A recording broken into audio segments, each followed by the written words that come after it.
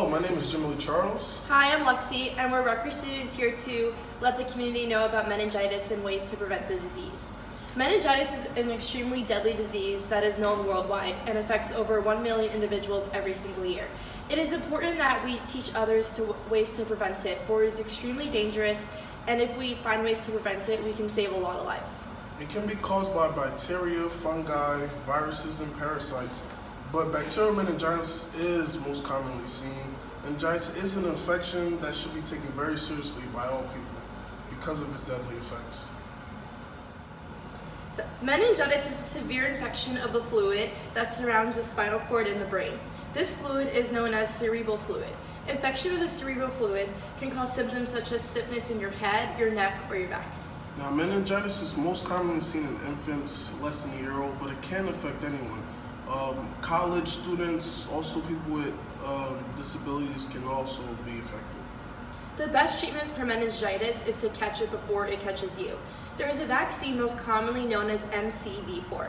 This vaccine prevents 4 types of meningitis, 2 of which are very common in the United States. MCV4 is usually administered to those ages from 2 to 55 only once. A second time is usually only to those at a higher risk. Okay, so MVC4 works fairly well and protects about 90% of people who are administered with the vaccination. Meningitis is an extremely fatal disease and prevention is crucial. One way you can prevent the disease is to use penicillin, which will decrease some effects of the infection. Now, it is important to stress how deadly this disease is. If not treated, sometimes even with antibiotics, it will be deadly. People still pass away.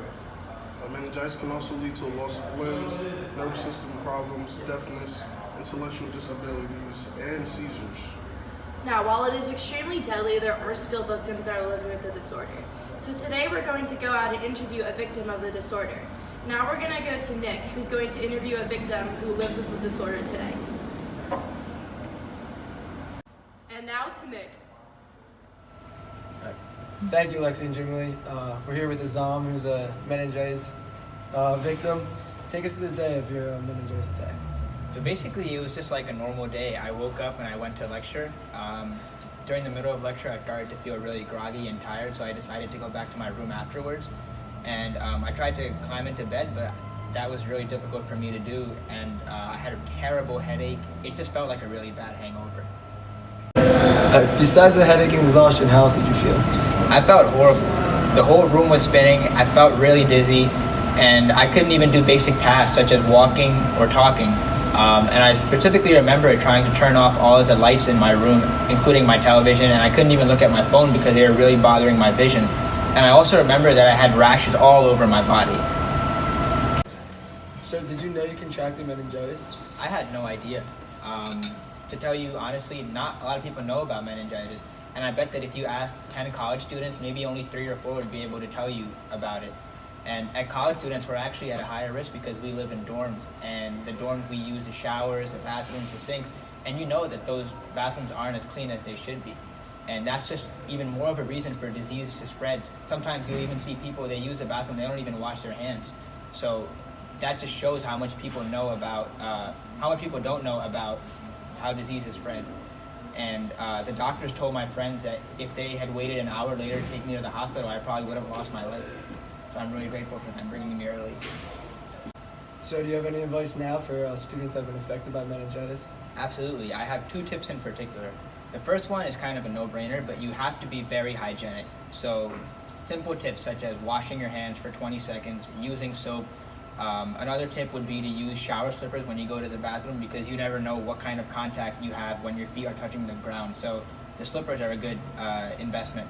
And my last tip is to be informed and to be able to recognize signs of diseases, not just meningitis.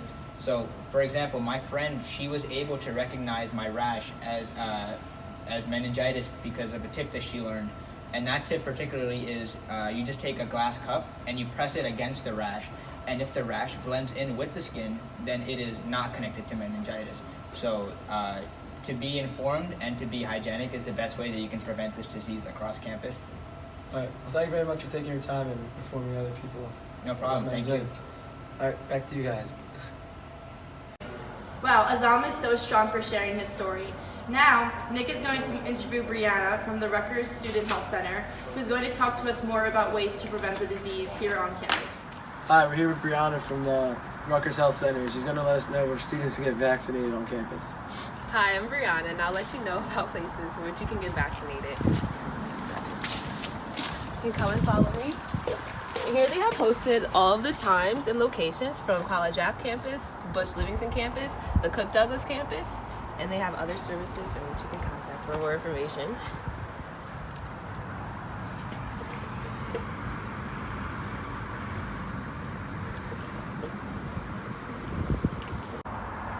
Most health insurances cover the vaccine for free, but if this isn't the case, you can go to your local pharmacy, which around here is CVS or Rite Aid, and it should be around $100 to $150 to get vaccination. All right, we thank everyone for listening. We hope this video stressed the importance of meningitis, and we hope you all go out, try to get informed. You know, information is one click away. Yeah, it's super easy, and we hope that you learned a lot today, and you carry this on with your friends and family members so they get this information too.